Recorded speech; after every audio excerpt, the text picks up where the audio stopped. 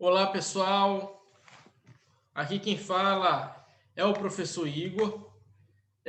Nesse semestre, estarei trabalhando junto com vocês a disciplina de patologia. É uma disciplina bem gostosa, bem dinâmica de trabalhar, e ela compreende a carga horária de 90 horas, tá? Então, ao longo desse semestre, nós faremos a abordagem dessa disciplina.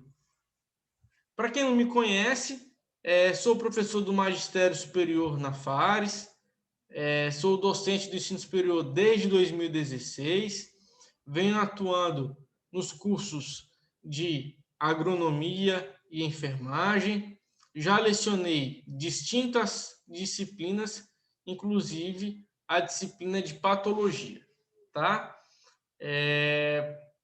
E assim, nosso principal objetivo é possibilitar a construção do conhecimento. E viabilizando a construção desse conhecimento, podem ter absoluta certeza que é algo muito gratificante para todos nós que somos docentes. Então, essa pandemia, ela veio possibilitar a nós uma reflexão, não é? Então, tanto no nosso papel docente, quanto no papel de produzir materiais didáticos que facilitem a interpretação, o estudo, a leitura pelos acadêmicos, para que eles possam, de fato, efetivar o seu aprendizado.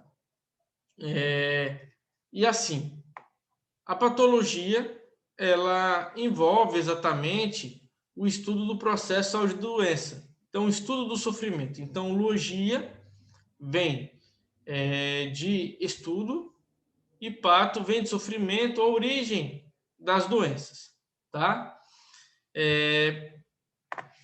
Esse semestre ele é dividido em dois bimestres. Teremos o primeiro bimestre e o segundo bimestre. No primeiro bimestre, teremos a realização de atividades avaliativas, trabalhos acadêmicos e a avaliação, que seria a prova bimestral. Além disso, teremos realização de videoconferências, disponibilização de videoaulas e ainda a disponibilização de materiais didáticos em PDF.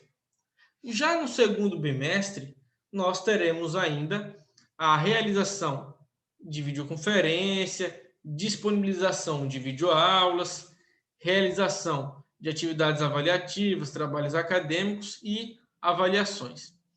Tudo com o propósito de efetivar o conhecimento por vocês. Então, quando vocês ingressaram na instituição, vocês ingressaram em um curso 100% presencial. E hoje nos deparamos com a execução de disciplinas na modalidade de educação à distância. Então, por meios digitais. Então, vocês acabam sendo instigados a serem autodidatas. Então, vocês têm que exatamente, cada vez mais, buscar conhecimento, realizar leitura de materiais para que possam aprender e efetivar o conhecimento de vocês enquanto acadêmico.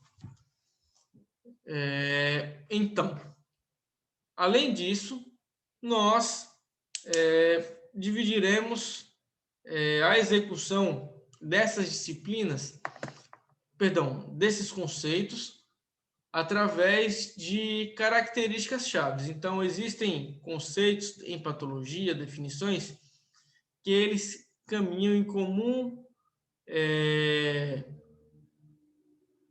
acordo no que diz respeito à sua origem, sua etiologia, a sua definição. Então, isso ficará mais claro no decorrer do das nossas aulas, tá? Bom, então a disciplina ela tem a seguinte ementa, tá? Então a nossa ementa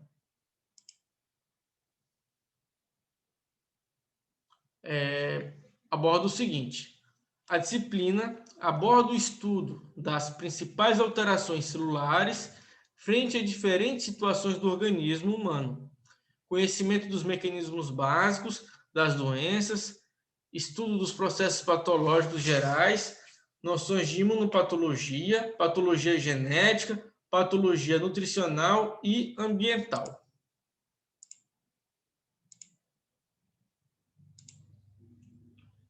Bom, dentre os objetivos, objetivo geral, estudar os processos patológicos gerais, bem como a morfologia e a fisiopatologia dos processos patológicos gerais. E com o objetivo específico, conhecer e distinguir, diante das formas de evolução, das características anatomopatológicas e clínicas, como também a resposta do organismo às células tumorais. Conteúdo programático: distúrbio do crescimento e diferenciação celular. Então, nós iremos abordar de fato essa questão das células. Adaptações celulares: hipertrofia, atrofia, displasia, metaplasia, hiperplasia e hipoplasia. Degeneração hidrópica, degeneração hialina, degeneração lipídica, degeneração glicogênica. Morte celular, apoptose e necrose, necrose gomosa, coagulativa, necrose de liquefação, necrose caseosa, necrose gordurosa, necrose enzimática e necrose hemorrágica. E também a evolução da gangrena. Distúrbios circulatórios, hiperemia e edema, além da hemorragia. Processos patológicos, inflamação, adaptações celulares, hipertrofia cardíaca, alterações morfofisiológicas, necrose coagulativa, infarto agudo do miocárdio, alterações morfofisiológicas, sinais e sintomas, cuidados de enfermagem. Como metodologia, teremos aulas expositivas na modalidade EAD, videoaulas, videoconferências e atividades virtuais, tá? Então, tudo isso envolve exatamente o nosso processo didático, tá? Da nossa disciplina. Pois bem, então, no que concerne a esses conhecimentos, nós buscaremos facilitar a execução desse conteúdo programático para que haja a possibilidade do aprendizado de todos de forma isonômica, igualitária, tá? Bom, então, quando a gente fala na modalidade EAD, existem diversas dificuldades que estão em volta de todos nós, né? Então, como eu sempre falo, né? Então, a educação EAD, ela viabiliza que o professor venha se reinventar. Então, ele tem que se remodelar, ele tem que refazer o seu plano de ação, o seu plano de ensino, para que ele possa passar os conhecimentos e os ensinamentos para os seus acadêmicos. Da mesma forma que é difícil para o professor, é difícil para o aluno, porque o aluno também, na educação superior, ainda mais privada, esse acadêmico, ele trabalha o dia todo, né? Então, ele tem família, tem obrigações financeiras, mensais, né? Então, ele é um trabalhador. Então, para ele não é fácil, ele vai correr atrás de tudo isso, né? E assim, então, nessa vida, nós temos a missão de nos ajudar. E, como tal, nós teremos momentos para que possamos ajustar e reajustar o desenvolver da nossa disciplina, tá? Bom, quando a gente fala exatamente sobre a patologia, é necessário fazer também uma retomada do conhecimento. Mas, professor, que retomada do conhecimento seria essa? Bom, seria exatamente um retorno e a possibilidade de você relembrar conceitos e definições que pareiam a patologia. Então, para poder compreender patologia, é necessário não compreender somente o processo da doença, mas é necessário também compreender os mecanismos celulares.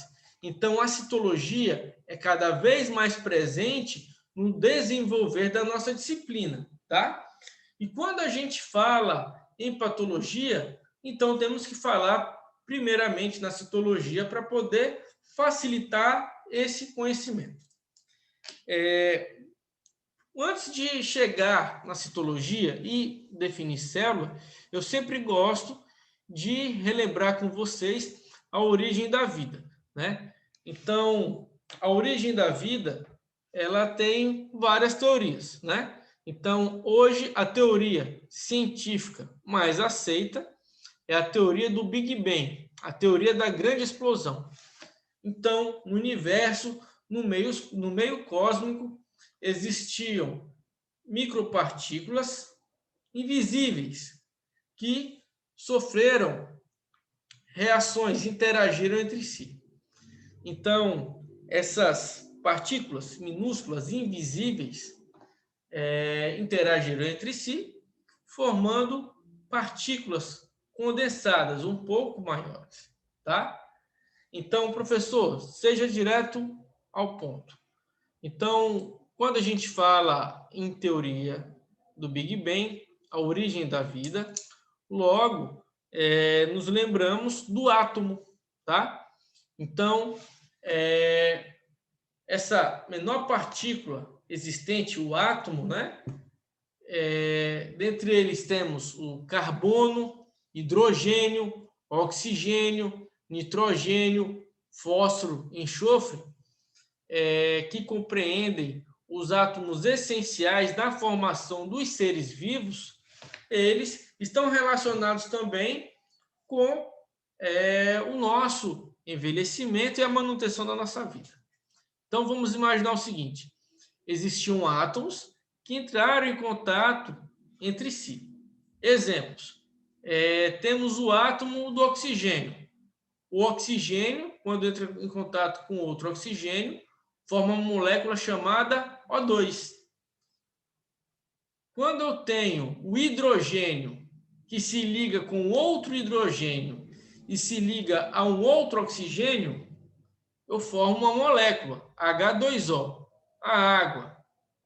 Quando eu tenho dois átomos de hidrogênio que se ligam com dois átomos de oxigênio, eu formo H2O2, a água oxigenada.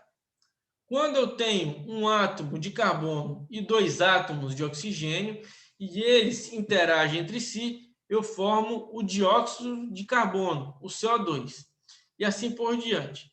Então, temos vários átomos existentes e quando eles agem entre si, eles vão formar essas moléculas, tá?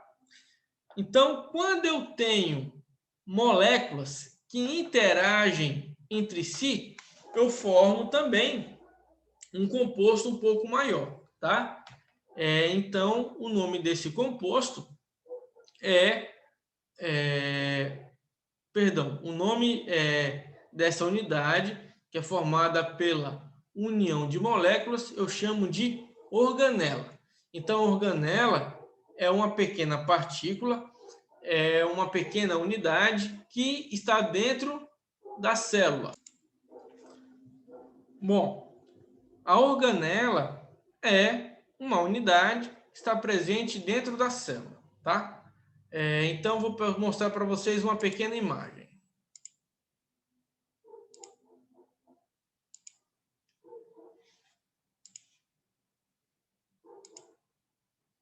Bom, pessoal, então nessa pequena imagem nós observamos, né?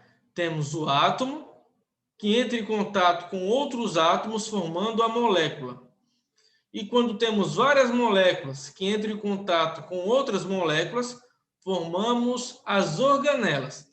Essas organelas estão contidas dentro das células e elas têm uma característica, uma importância, uma função dentro do universo celular. Quando nós formamos uma célula, então nós temos a menor unidade morfofisiológica de um organismo, tá? Então, os seres vivos são constituídos por células. Meus queridos, quando nós falamos em célula, nós temos que diferenciar essas células quanto à sua característica de evolução. Então, nós temos a célula procarionte e nós temos a célula eucarionte. Dentro do contexto evolutivo, a célula eucarionte ela é mais evoluída que a célula procarionte, tá? A célula procarionte ela vai se caracterizar por conter apenas um único tipo de organela, ribossomos, tá? E esse ribossomo ele está relacionado com a produção de proteínas. A célula procarionte ela não vai conter o núcleo, tá? Então não vai conter exatamente uma membrana que vai proteger o material genético, o núcleo, tá?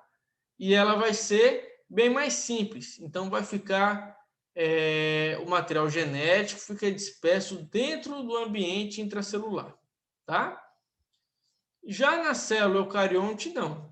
Eu vou ter uma membrana que vai delimitar exatamente o meu núcleo, tá? O nome dessa membrana é carioteca. E dentro desse núcleo, eu vou ter bem separado o meu material genético, tá? Além disso, eu vou ter organelas que estarão envolvidas em distintos processos. Eu vou ter retículo endoplasmático liso, retículo endoplasmático granuloso, lisossomos, mitocôndrias, complexo de Golgi e assim por diante. Então, eu tenho várias outras organelas. Além dessas organelas, assim como na célula procarionte, na célula eucarionte eu terei os ribossomos, tá? Quando eu tenho o conjunto de várias células, eu vou formar um tecido. Então, esse tecido, ele compreende exatamente todas as células envolvidas, tá? Então, o tecido adiposo é formado por células, adipócitos. O tecido epitelial, formado por células do epitélio, né? Então, o conjunto de tecidos, eu vou formar um órgão, tá? O maior órgão do corpo humano, como todos vocês sabem, é a pele, tá? E a pele é formada por vários tecidos, tá? Tecido epitelial, tecido conjuntivo e assim por diante. Quando eu tenho o conjunto de vários órgãos, eu vou formar um sistema. Então, o sistema respiratório, formado por vários órgãos, tá? O sistema gastrointestinal é formado também por vários órgãos, tá? Quando eu tenho o conjunto de sistemas,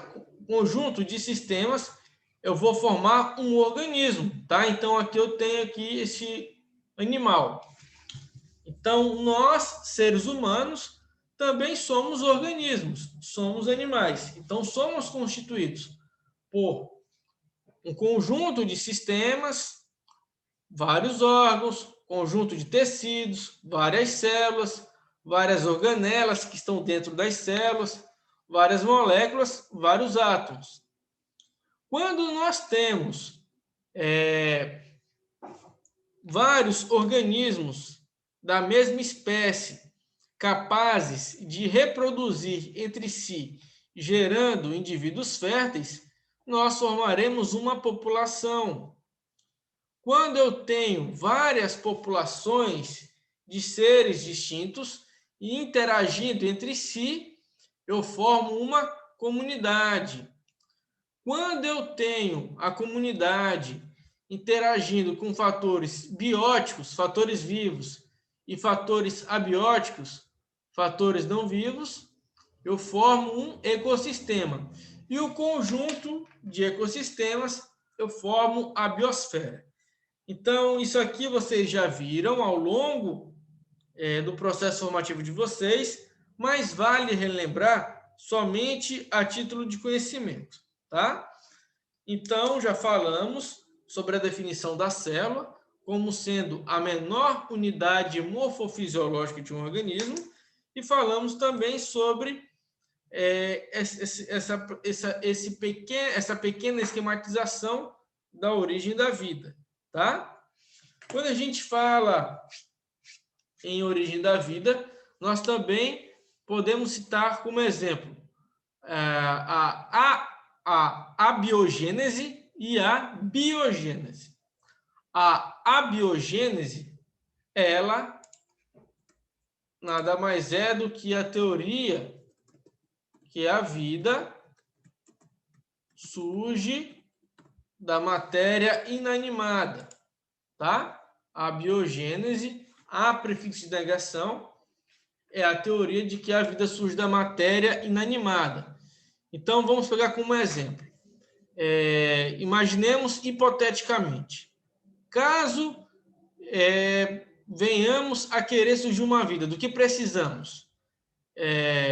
Vamos pegar um claustro, um quarto bem escuro e vamos colocar restos de alimento e roupas sujas.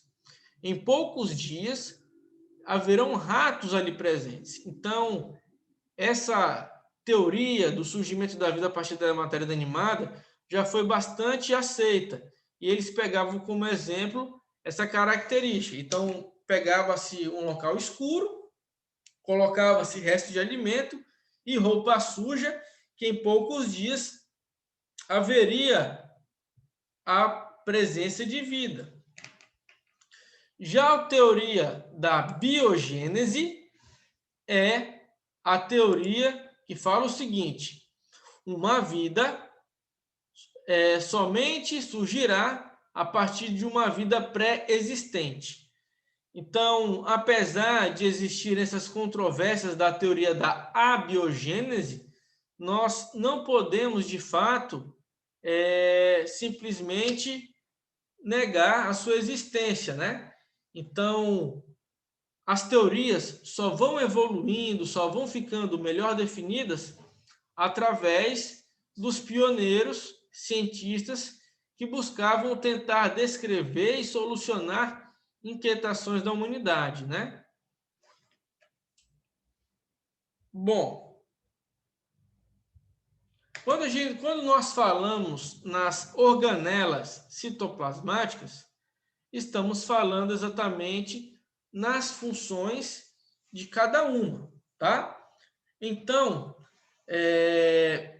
a função da mitocôndria, como exemplo, é a respiração celular, que culminará na produção de moedas energéticas, o ATP. Então, logo em breve, estarei disponibilizando também um vídeo falando exatamente sobre a produção do ATP e sobre o seu gasto, tá? Pessoal, além de falar sobre essa origem da vida, né? Nos cabe falar também sobre a multiplicação celular. Quando nós falamos em multiplicação celular, nós temos dois processos: a meiose e a mitose. O que vai acontecer? Tanto a meiose quanto a mitose são processos de multiplicação celular, onde uma célula diploide vai dar origem a outras células. Professor, como é que seria isso? Então, vamos lá. Tudo começa através de uma célula diploide, tá? Uma célula 2N. Uma célula 2N é aquela que contém um número total de cromossomos. E essa célula vai se multiplicar, resultando em 4 células haploides, tá?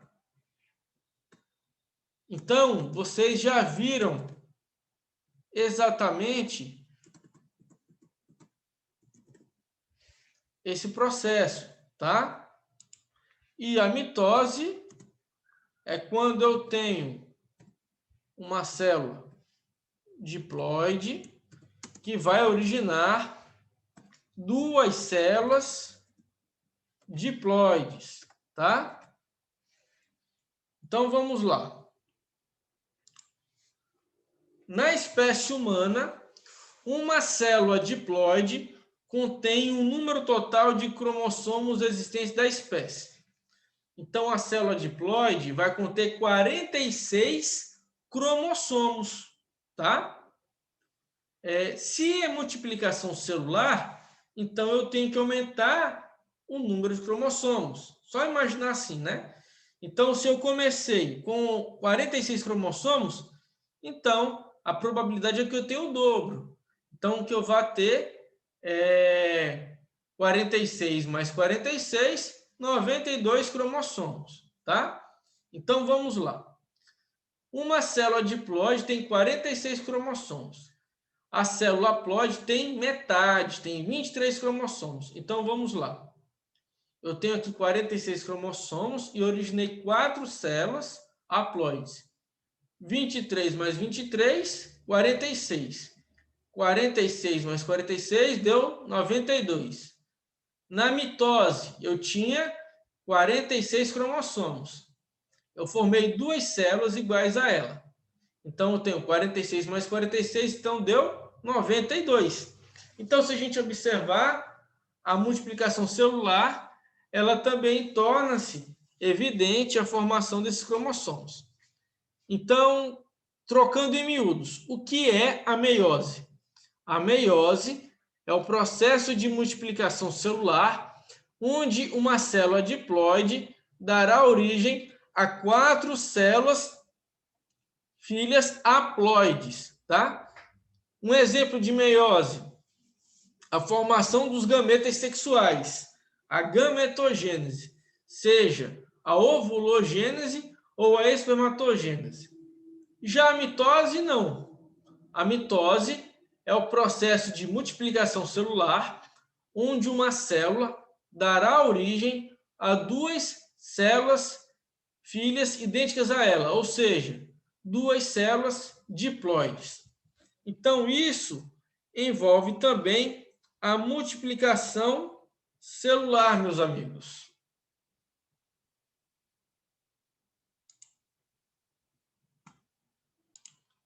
Bom, então, continuando, vamos falar também um pouquinho sobre a origem e a definição do processo da patologia, tá?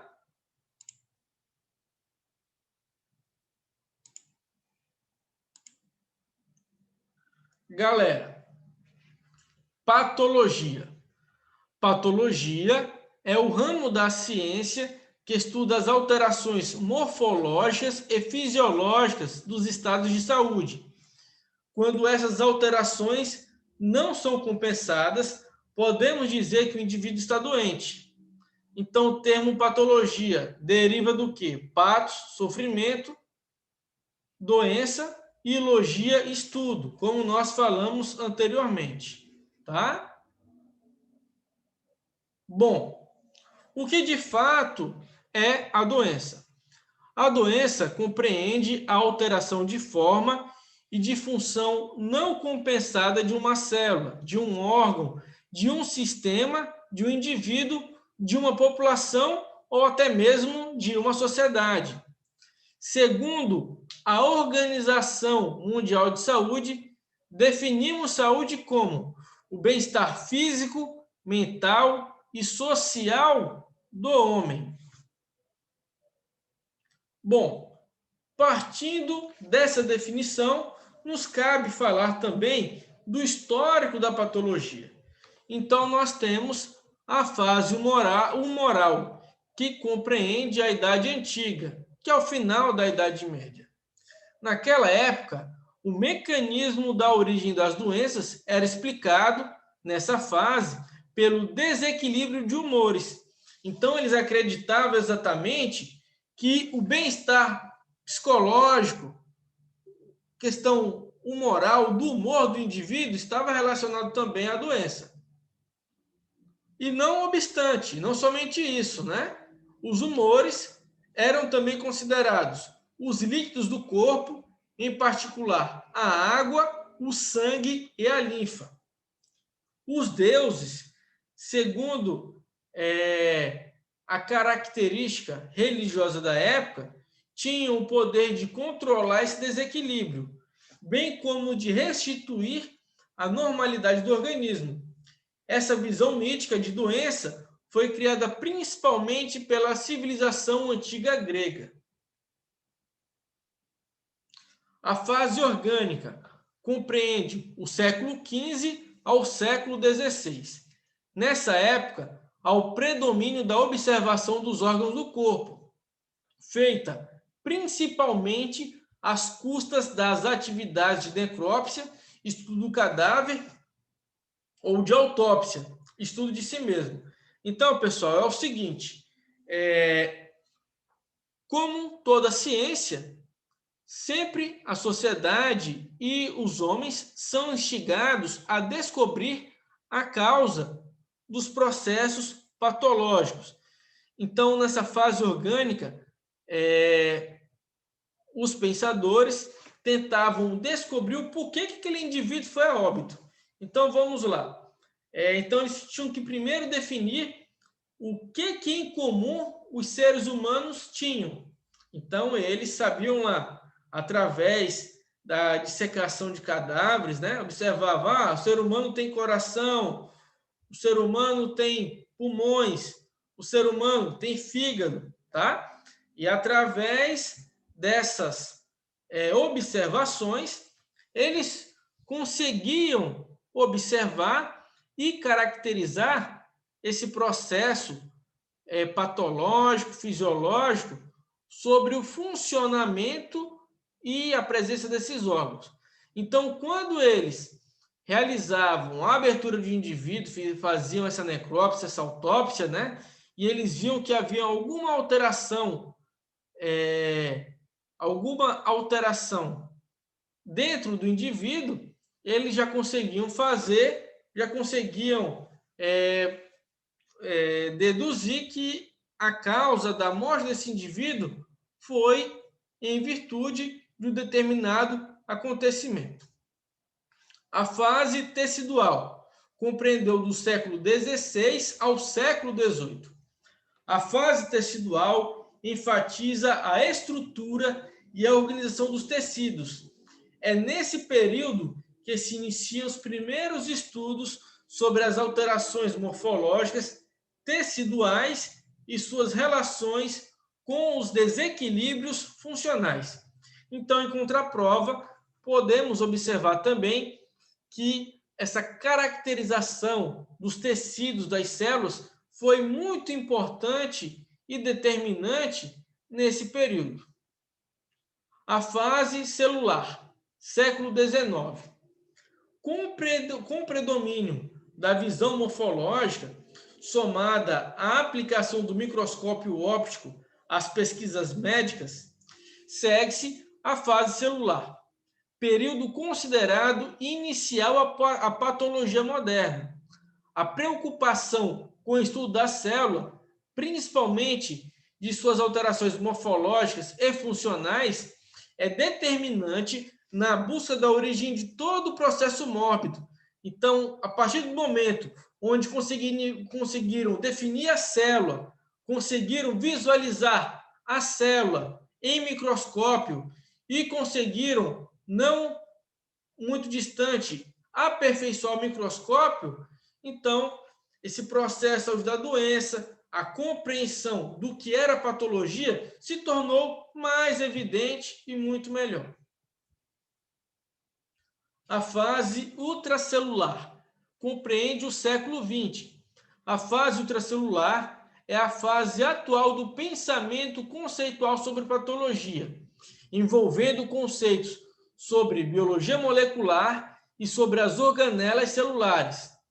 Os avanços bioquímicos e a microscopia eletrônica, pelo feixe de elétrons, feixe de luz, tá? Microscópio muito caro.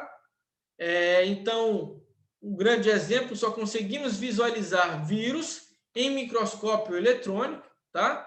Facilitam o desenvolvimento da linha de estudo. Então, o avanço da microscopia e da caracterização celular conseguiu decifrar e compreender o que origina como até mesmo tratar, prevenir o câncer. Saúde. Saúde é a manutenção da morfostase e homeostase. Então, quando a gente fala na morfostase e principalmente na homeostase, nós devemos lembrar do equilíbrio. Então, a manutenção da vida se dá exatamente através do equilíbrio. A homeostase é o equilíbrio em si. A doença é resultado da ação de uma agressão que leva a uma alteração não compensada da homeostase ou da morfostase, tá? Então, a partir do momento que eu tenho um desequilíbrio presente, então eu tenho a origem da doença. Períodos cronológicos de uma doença. Então, nós veremos isso no decorrer das próximas aulas. Então, precisamos saber o que é. O que são as causas, o período de incubação, período prodrômico, período de estado, evolução, que vai compreender cura, cronificação, complicações e possível óbito, tá? Divisões da patologia, que nós também veremos nos próximos encontros. Anatomia patológica, fisiopatologia, citopatologia, histopatologia, entre outros. Métodos de estudo em patologia. Estudos morfológicos, exames clínicos, exames anatomopatológicos, análise morfológica e necrópsia. Processos de estudo em patologia. Então, envolve ainda etiologia, patogenia, alterações morfológicas e significado clínico. Etiopatogenia das lesões. Então, também nós veremos e definiremos isso nos próximos vídeos. Hipóxia e anóxia, isquemia, radicais livres. Nunca foi tão evidente os radicais livres como agora, que eles estão envolvidos com o envelhecimento humano, e não somente do homem, mas de outros animais. Alterações metabólicas. Então, a preocupação com a alimentação, a manutenção da vida e a prática de atividades físicas nunca esteve tão evidente. Febre, agentes físicos, vírus e bactérias, tá? Bom, então isso é uma breve determinação da patologia. Então, esse primeiro vídeo, ele consiste exatamente em uma explicação, em uma explanação de como será a nossa disciplina, tá? Bom, então, estimo melhoras e saúde a todos. Até o próximo vídeo. Já dizia Charles Chaplin, a persistência é o caminho do êxito. Portanto, não desistam.